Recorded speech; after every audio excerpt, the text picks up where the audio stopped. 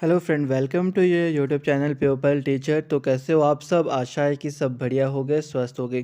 जैसा आप सभी को पता है कि हम आजकल जेबीटी कमीशन की प्रिपरेशन कर रहे हैं, तो आज की वीडियो में हम बात करेंगे साइकोलॉजी के मोस्ट इंपॉर्टेंट क्वेश्चन जो कि आपसे पूछे जा सकते हैं।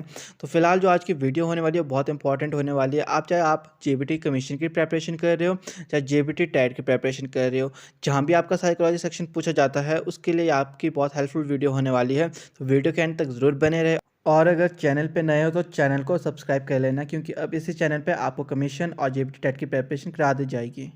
तो हम प्रीवियस ईयर के सारे क्वेश्चन पेपर को डिस्कस करें जो कि आपको हेल्प करेगी आपके एचवी टेट में, क्योंकि आप सभी को पता है कि क्वेश्चन रिपीटेड होते हैं और हम हमेशा वो इंपॉर्टेंट क्वेश्चन की बात करेंगे जो सर रिपीटेड है, ताकि कि आपको पता चल जाए आखिर किस तरीके से क्वेश्चन को पूछा जाता है, क्वेश्चन पूछने का क्या तरीका होता है। तो जो हमसे क्वेश्चन पूछा गया था यहाँ पे 2016 में साइकोलॉजी सेक्शन में, तो ये पूछा गया था सबसे पहला, संज्ञानात्मक विकास के लिए कौन सा कारक आवश्यक है। क्या पूछा गया हमारे से, संज्ञानात्मक विकास के लिए कौन सा कारक आवश्यक है। तो हमारे पास यहाँ चार ऑप्शन दे रखे हैं। ए हमारे पास जेनेटिक एवं जैविक, बी अनुभव, सी अधिगम, डी ये सभी। अब देखो, अगर आप बात कर रहे हो संज्ञानात्मक विकास, तो इसके लिए हमारे को इन सभी की आवश्यकता पड़ती है। तो इसका जो सही ऑप्शन है वो है हमारे पास डी। क्योंकि जब भी हम विकास की बात करते हैं, विकास मतलब हर एक चीज का विकास करना है। संज्ञानात्मक जब विकास करना है अपने बच्चों का, तो उसके लिए किस किस की आवश्यकता है, हमारे पास सबकी आवश्यकता पड़ेगी। अधिगम बोले तो लर्निंग होना चाहिए, अनुभव होना चाहिए, एक्सपीरियंस होना चाहिए, जेनेटिक होना चाहिए, जैविक होना चाहिए। इन सभी की हमारे को आवश्यकता पड़ती है जब भी हमारा संज्ञानात्मक विकास होता है। तो अब हम बात करते हैं नेक्स्ट क्वेश्चन, बहुत इंपॉर्टेंट क्वेश्चन, आप इसको स्टार मार्क कर सकते हो इस क्वेश्चन को। ये क्वेश्चन आपके पास साइकोलॉजी में हर साल पूछा जाएगा, हर साल नहीं पूछा जाए तो कभी ना कभी तो पूछा ही जाता है।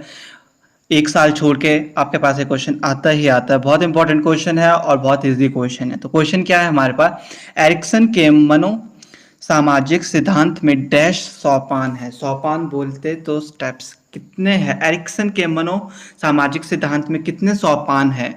हमारे पास यहाँ ऑप्शन दिए गए, ए 4, बी 6, सी 8 और डी 5। तो इसके जो सोपान थे वो हमारे पास 8 थे, तो जिसका सही ऑप्शन है वो है हमारे पास सी, जो कि 8 है। तो नेक्स्ट क्वेश्चन, ये भी हमारे पास बहुत अच्छा क्वेश्चन है, जो कि बहुत इंपॉर्टेंट क्वेश्चन है। सबसे अधिक शक्तिशाली शोध औजार शिक्षा मनोविज्ञान में है। किसकी बात करी जा रही है, मेथड्स की बात करी जा रही है। कौन सा ऐसा मेथड है जो शिक्षा मनोविज्ञान में बहुत ही हेल्पफुल या बहुत इंपॉर्टेंट है। तो पहला ऑप्शन क्या दिया गया है, अवलोकन। अवलोकन बोले तो ऑब्जर्वेशन मेथड। हमारे पास देखो साइकोलॉजी में मेथड्स होते हैं, अवलोकन मेथड हो गया, ठीक है। एक बी है हमारे पास व्यक्तिगत अध्ययन, व्यक्ति के बारे में जान रहे, उसके बारे में समझ रहे, ठीक है। सी है हमारे पास आत्मनिरीक्षण, बोले तो अपने बारे में जानना, अपने बारे में समझना, अपने बारे में निरीक्षण करना, ठीक है। और डी है हमारे पास प्रयोगात्मक, प्रयोगात्मक बोले तो एक्सपेरिमेंट। अब देखो मनोविज्ञानिक में जब हम बात करें, साइकोलॉजी की बात करें, तो उसमें ऐसा कौन सा मेथड है जो सबसे इंपॉर्टेंट होगा, सबसे अच्छा मेथड है। तो देखो अवलोकन की बात करें, ये भी एक अपने स्थान पे ठीक है, हम उसको ऑब्जर्व करके देख रहे हैं।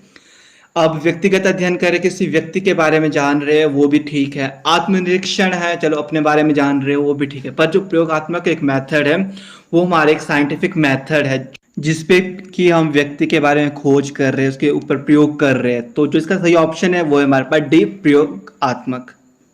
जैसे ही बच्चा विकसित होता है तो वंशानुक्रम तथा वातावरण शक्तियों के बीच में डैश होता है।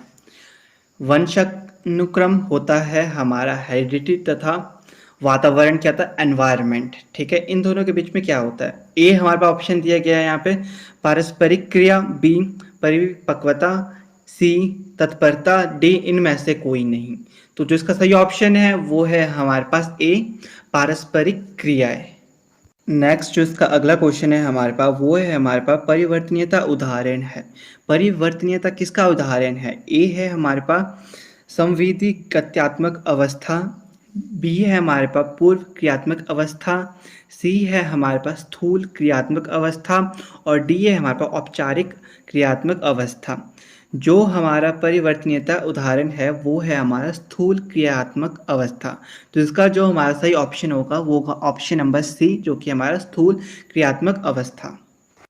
तो नेक्स्ट क्वेश्चन है हमारे पास, अनुबंधित सहज क्रिया मजबूत होती है। किसकी बात करें, अनुबंधित सहज क्रिया। तो ये क्वेश्चन हमारा लिया गया है पैवलव क्लासिकल कंडीशनिंग थ्योरी। आप लोगों ने पढ़ी होगी पैवलव की क्लासिकल कंडीशनिंग थ्योरी, जिसपे कि उन्होंने एक कुत्ते के ऊपर एक्सपेरिमेंट किया था। तो उन्होंने क्या किया था, फूड, पहले तो उन्होंने फूड और स्लाइवा के बीच तो है, जब खाना आएगा तो स्लाइवा तो आएगा ही आएगा, ठीक है। वो था हमारा कैसा, नेचुरल, ठीक है। और फिर उन्होंने क्या किया था, फूड, बेल और स्लाइवा के बीच में किया था, कंडीशनिंग बनाई थी, तो वो था हमारा आर्टिफिशियल। वही रिलेटेड है यहाँ पे। यहाँ पे क्या है, ए हमारे पास दिया हुआ है C S and V S. C S क्या है और यू एस क्या है, कोई बताएगा। सी एस जो है हमारा, वो है हमारा कंडीशनल स्टिमुलस, और यू एस है हमारा अनकंडीशनल स्टिमुलस। ए, बी की बात कर रहे हैं तो यूएस और सी एस। यूएस क्या है हमारा, हमने अभी अभी बात की, यूएस है हमारा अनकंडीशनल स्टिमुलस और सी एस है हमारा कंडीशनल स्टिमुलस। सी है हमारे पास यू आर और C R. U R unconditional response और सी आर है हमारे पास कंडीशनल रिस्पॉन्स। डी हमारे पास ऑप्शन में दिया गया है सी एस और सी आर। सी एस की बात करें तो कंडीशनल स्टिमुलस और सी आर की बात करें तो कंडीशनल रिस्पॉन्स। अनुबंधता सिद्धांत सहज क्रिया मजबूत होती है हमारी तब जब हमारे पास अनकंडीशनल स्टिमुलस और कंडीशनल स्टिमुलस हो। तो इसका जो सही ऑप्शन है वो है हमारे पास बी। अब आप यहाँ देखो ए और बी में क्या अंतर है। ए में भी हमारे पास सी एस और यू एस है और बी में भी हमारे पास यू एस और सी एस है, पर बात क्या है, पहले ए में हमारे पास सी एस पहले है और बी में हमारे पास यू एस है। जब अनकंडीशनल स्टिमुलस पहले होगा और फिर कंडीशनल स्टिमुलस होगा तब हमारा अनुबंधित सहज क्रिया मजबूत होगी। क्योंकि पहले अगर हम बता रहे हैं अनकंडीशनल क्या है, फूड है, फूड से सलाइवा आ रहा है, ये हमारा अनकंडीशनल है, हम कुछ नहीं लगा रहे, ये पहले होना चाहिए।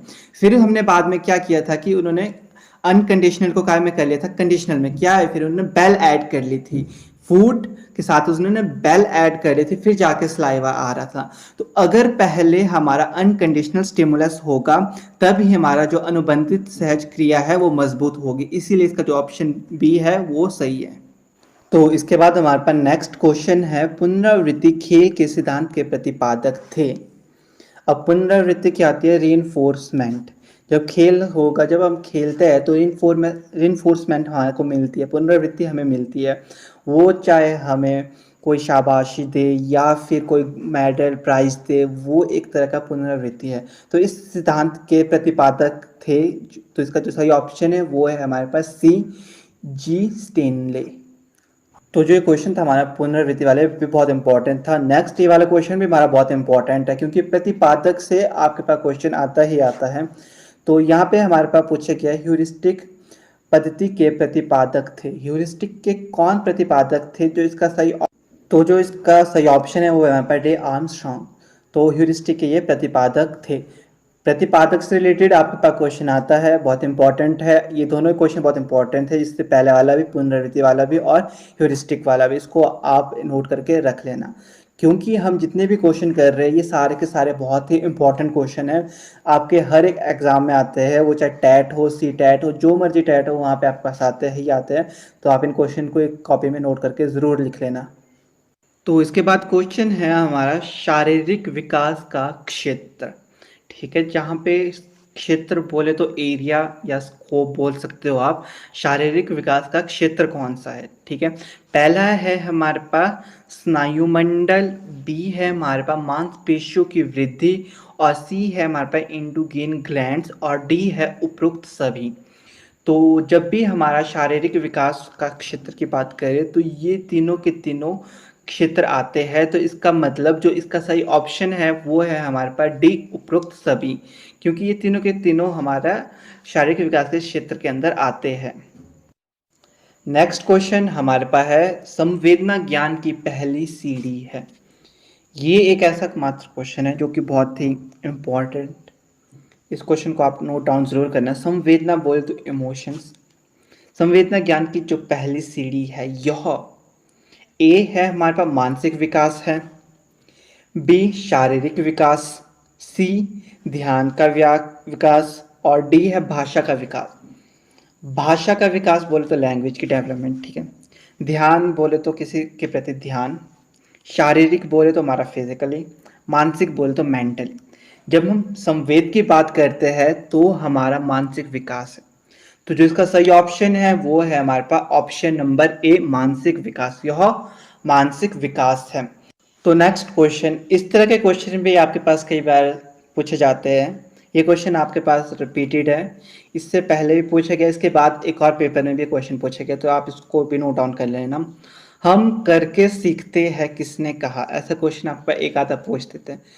किसने कहा है कि हम करके सीखते हैं, तो ये हमारे डॉक्टर मैस ने कहा था। तो जो इसका सही ऑप्शन है वो है हमारे पास ए, डॉक्टर मैस। नेक्स्ट क्वेश्चन है हमारे पास, वास्तविक स्मृति में याद किया जाता है। वास्तविक बोले तो रियल, और स्मृति होती है हमारी मेमोरी, ठीक है। स्मृति क्या होती है, हमारी मेमोरी। तो यहाँ पे क्वेश्चन पूछे गया हमारे पास, वास्तविक स्मृति में याद किया जाता है। ए ऑप्शन है आदत से, बी ऑप्शन है हमारे पास यांत्रिकता से, सी है हमारे पास सक्रिय रूप से, और डी है हमारे पास क्रमबद्धता से। तो जब हम वास्तविक स्मृति में याद करते हैं तो वो हमारा क्रमबद्धता से हो। तो इसका जो सही ऑप्शन है वो हमारे पास ऑप्शन नंबर डी। और स्मृति मैंने आपको कहा है, स्मृति होता है हमारी मेमोरी। तो इसके बाद नेक्स्ट क्वेश्चन 44 हमारे पास है, स्मृति का अंग कौन सा नहीं है। इससे पहले भी स्मृति से क्वेश्चन आया था, मेमोरी से क्वेश्चन। ये आपके पास सेकंड ईयर में है, मेमोरी वाला यूनिट बहुत इंपॉर्टेंट यूनिट है। तो अगर आप अभी मतलब फर्स्ट या सेकंड ईयर में हो तो साइकोलॉजी को अच्छे से पढ़ना, क्योंकि इसी से रिगार्डिंग आपके पास क्वेश्चन आते हैं, बाहर से नहीं आते हैं। जो आपका बुक में टॉपिक्स होते हैं उससे रिगार्डिंग आपसे बीच बीच से क्वेश्चन पूछ जाते हैं। तो क्वेश्चन क्या है हमारे पास, स्मृति का अंग कौन सा नहीं है। ए हमारे पास दिया गया है अधिगम, बी है धारणा, सी है हमारे पास प्रत्यान, और डी है हमारे पास चिंतन। तो स्मृति का अंग कौन सा नहीं है इन चारों में से, तो जो इसका सही ऑप्शन है वो है हमारे पास डी, चिंतन। तो चिंतन हमारा स्मृति का अंग नहीं है। तो हमारे से यहाँ क्वेश्चन में क्या पूछा गया, बालक के व्यवहार के निरीक्षण व अभिलेख का उद्देश्य है। जब हम बालक के व्यवहार का निरीक्षण करते हैं, उसका अभिलेख करते हैं, तो उसका आखिर उद्देश्य हमारा क्या होता है। ए है हमारे पास व्याख्या करना, बी है वर्णन, सी है भविष्यवाणी करना, और डी है हमारे पास नियंत्रण। तो जो अगर हम बालक का व्यवहार का निरीक्षण या अभिलेख करते हैं तो उसका उद्देश्य होता है हमारा वर्णन करना। तो इसका सही ऑप्शन है हमारे पास बी, वर्णन। तो नेक्स्ट क्वेश्चन है हमारे पास, व्यक्तिगत इतिहास विधि नहीं है। यहाँ हमसे पूछा गया इतिहास विधि कौन सी नहीं है। कई बार यहाँ पे ना बच्चे खजल हो जाते हैं, नहीं को भूल जाते हैं। तो आपने देखना होता है जब ये क्वेश्चन पूछा गया कि आपसे पूछा क्या गया है, नहीं पूछा गया है या पूछ कि कौन सी है, ये पूछा गया है। तो ए है हमारे पास गहन, बी है हमारे पास मान्यकरण योग्य, टी है तटस्थ, डी है हमारे पास बच्चों की अधिक संख्या के कारण उपयुक्त। तो इसका जो सही ऑप्शन है वो है हमारे पास ऑप्शन नंबर बी, सामान्यकरण योग्य। इतिहास विधि कौन सी नहीं है हमारी, वो है हमारा सामान्यकरण योग्य। तो नेक्स्ट क्वेश्चन हमारे से पूछा गया यहाँ पे, अर्थपूर्ण संवेदना कहलाती है। किसके बारे में पूछा गया हमारे पास, अर्थपूर्ण। तो ऑप्शन हमारे पास दिए गए यहाँ पे, ऑप्शन नंबर ए है अवधान, बी संवेग, सी प्रत्यक्षीकरण, और डी अधिगम। तो जो अर्थपूर्ण संवेदना कहलाती क्या है, वो हमारा प्रत्यक्षीकरण कहलाती है। तो इसका जो सही ऑप्शन है वो है हमारे पास ऑप्शन नंबर सी, प्रत्यक्षीकरण।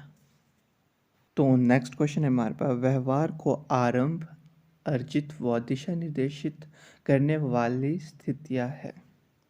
व्यवहार बोले तो हमारा बिहेवियर को, ठीक है, उसको आरंभ, अर्जित और दिशा निर्देशित करने वाली स्थितियाँ कौन सी है। ए है हमारे पास अंत निरोध, बी है हमारे पास प्रतिवर्ती क्रिया, सी है अभिप्रेरणा, और डी है आवश्यकता। व्यवहार की बात करें तो जब हमें व्यवहार को आरंभ करना है, अर्जित बिहेवियर को अगर हमें किसी के डालना है, किसी में मतलब बिहेवियर को चेंज करना है या उसे दिशा देनी है, तो उसके लिए हमारे को मोटिवेशन की ज़रूरत पड़ती है। मोटिवेशन बोले तो अभिप्रेरणा। तो इसका जो सही ऑप्शन है वो है हमारे पास ऑप्शन नंबर सी, अभिप्रेरणा। तो नेक्स्ट क्वेश्चन नंबर 50 है हमारे पास, डैश बालकों द्वारा छोटी प्रतिक्रिया समय पर प्रदर्शित किया जाता है। कैसे बालकों के द्वारा मतलब हमें जो प्रतिक्रियाएं समय का प्रदर्शन किया जाता है। तो यहाँ पे ए है हमारे पास मानसिक मंद, बी है औसत, सी है प्रतिभाशाली और डी है शारीरिक अक्षम। तो जब हम बात कर रहे हैं इस क्वेश्चन की, तो इसका जो सही ऑप्शन है वो हमारे पास ऑप्शन नंबर सी प्रतिभाशाली। क्या पूछा गया था हमारे से? प्रतिभाशाली। तो इसका जो आंसर आएगा वो है प्रतिभाशाली बालकों द्वारा छोटी प्रतिक्रियाएं समय का प्रदर्शन किया जाता है। तो अब बात करते हैं अपना नेक्स्ट क्वेश्चन। ये भी हमारा बहुत इंपॉर्टेंट क्वेश्चन है, इसको भी आप नोट डाउन जरूर कर लेना। किस अवस्था में कल्पनात्मक निगमन तर्क का विकास होता है?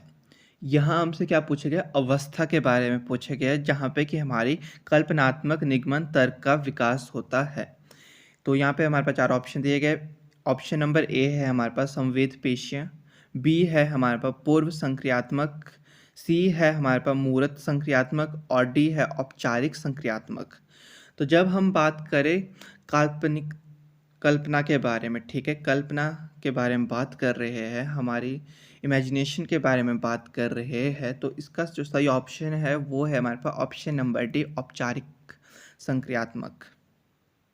तो अब बात करते हैं अपना नेक्स्ट क्वेश्चन, जो कि हमसे पूछा गया बिन पद कौन सा है। यहाँ पे हमसे पूछा गया क्या है? बिन पद के बारे में, ठीक है। तो ए है हमारे पास काम उत्तेजना क्षेत्र, बी है हमारे पास लैंगिक अवस्था, सी है पहचान चुनौतियाँ और डी है हमारे पास परा अहम। तो जो इसका सही ऑप्शन है वो है हमारे पास ऑप्शन नंबर सी पहचान चुनौतियाँ। नेक्स्ट क्वेश्चन, ये भी बहुत इंपॉर्टेंट क्वेश्चन है, क्योंकि इससे रिलेटेड आपका आता ही है परा अहम अहम, इसके रिलेटेड आपका क्वेश्चन आता ही आता है, हर साल आता है। तो यहाँ पे पूछा गया परा अहम का विकास डैश प्रक्रिया के द्वारा होता है। किसका? परा अहम का विकास किस प्रक्रिया के द्वारा होता है, ये हमें बताना है। ये यहाँ पे ए ऑप्शन हमारे पास दिया है अनुरूपता, बी है हमारे पास दिया वास्तविकता और सी है प्रतिगमन और डी है हमारे पास युक्तिकरण। तो इसका जब हम बात करें, परा अहम का विकास हमारा अनुरूपता के द्वारा होता है, अनुरूपता प्रक्रिया के द्वारा होता है। तो जो इसका सही ऑप्शन है वो है हमारे पास ऑप्शन नंबर ए परा अहम का विकास अनुरूपता प्रक्रिया के द्वारा होता है। तो नेक्स्ट क्वेश्चन है हमारे पास पूछा गया डैश अवस्था में समसामयिक सामाजिक मानकों के आधार पर नैतिकता का निर्धारण किया जाता है। किसका? सामाजिक मानकों के आधार पर नैतिकता, नैतिकता की बात कर रहे हैं हम यहाँ पे। तो ये आप समझ के रखना, क्योंकि क्वेश्चन आपके पास आता है नैतिकता के आधार पर, ठीक है। तो ए ऑप्शन है हमारे पास पूर्व पारंपरिक, बी है पारंपरिक, सी है उत्तर पारंपरिक और डी है कोई नहीं। जब भी हम नैतिकता की बात करते हैं तो उसमें ना पूर्व पारंपरिक आता है ना ही उत्तर पारंपरिक। नैतिकता में सीधी सी बात है, हमारा पारंपरिक के बारे में बात कर रहे हैं। तो इसका जो सही ऑप्शन है वो है हमारे पास ऑप्शन नंबर बी पारंपरिक। तो अब बात करते हैं अपना नेक्स्ट क्वेश्चन। ये वाला क्वेश्चन भी बहुत इम्पॉर्टेंट है, क्योंकि बालक का विश्वासों के तंत्रों के बारे से आपके पास क्वेश्चन आता ही है। तो यहाँ पे जो क्वेश्चन पूछा गया वो है हमारे पास बालक का विश्वास तंत्र अभिवृत्ति का डैश संघटक है। तो जब हम विश्वास की बात कर रहे होते हैं तो इसमें हमारा संज्ञानात्मक होता है, संज्ञानात्मक विकास के बारे में बात हो रही होती है। तो ए हमारे पास क्रियात्मक, बी है संवेगात्मक, सी है संज्ञानात्मक और डी है व्यवहारात्मक। तो इसका जो सही ऑप्शन है वो है हमारे पास ऑप्शन नंबर सी संज्ञानात्मक। तो इसके बाद जो हमारे पास क्वेश्चन पूछा गया है वो है हमारे पास धनात्मक अभिवृत्ति विकसित करने के लिए एक विधि है। अब हमसे यहाँ पे धनात्मक अभिवृत्ति को विकसित करने के लिए एक विधि के बारे में पूछा गया है। तो ए है हमारे पास संज्ञानात्मक असंगता और बी है सामाजिक दूरी, सी है हमारे पास मान्यकरण और डी है जड़ता। तो जो इसका सही ऑप्शन है वो है हमारा ऑप्शन नंबर ए संज्ञानात्मक असंगता। तो नेक्स्ट क्वेश्चन बहुत इंपॉर्टेंट क्वेश्चन है, इसको भी आप नोट डाउन कर लेना। अनुबंधित अनुक्रिया के विलोपना के बाद उसका पुनः उदय है। ए है हमारे पास धनात्मक अनुक्रिया, बी है सामान्यकरण, सी है धनात्मक स्थानांतरण और डी है हमारे पास स्वतः पुनः प्राप्ति। तो जो इसका सही ऑप्शन है वो है हमारे पास ऑप्शन नंबर डी। आप इसमें एक ट्रिक भी याद रख सकते हो, आपका क्वेश्चन में भी पुनः पूछा गया है और आप देखो तो आंसर में भी पुनः है। तो जहाँ भी आपके पास क्वेश्चन में भी पुनः होगा और आंसर में भी पुनः हो, तो वहाँ पे आपका आंसर वो होगा। अगर आपको ये याद ना रहे तो ये ट्रिक आप लगा सकते हो। तो नेक्स्ट क्वेश्चन जो हमसे पूछा गया है ये हमारे पास है डैश हमारा कार्यकारी स्मृति स्थान है। तो ए है हमारे पास संवेदी पंजीकरण, बी है हमारे पास अल्पकालिक, सी है हमारे पास दीर्घकालिक और डी है हमारे पास आर्थिक समृद्धि। तो जो इसका सही ऑप्शन है वो है हमारे पास ऑप्शन नंबर बी, अल्पकालिक। तो नेक्स्ट क्वेश्चन है हमारे पास, जीवन की मुख्य घटनाएं डैश स्मृति में संचित रहती है। अब स्मृति की बात करें तो मेमोरीज है, मैंने इससे पहले वाली वीडियोस में बताया था, वहाँ पे भी आपके पास इससे रिलेटेड क्वेश्चन आए थे 2, और यहाँ पे भी आपके पास आए। तो स्मृति वाला टॉपिक आपका बहुत इंपॉर्टेंट है, मैं फिर से बता रहा हूँ, ये आपके पास सेकेंड ईयर में है। तो जब भी आप साइकोलॉजी पढ़ो तो डिटेल में पढ़ना, अच्छे से पढ़ना, क्योंकि उसके रिगार्डिंग ही आपसे क्वेश्चन यहाँ पे पूछे जाते हैं। तो जो हमारा क्वेश्चन क्या था, ये जीवन की मुख्य घटनाएं डैश स्मृति में संचारित रहती है। तो ए है हमारे पास प्रासंगिक, बी है संवेदी पंजीकरण, सी है हमारे पास अल्पकालिक और डी है हमारे पास आर्थी। और जो इसका सही ऑप्शन है वो है हमारे पास ऑप्शन नंबर ए।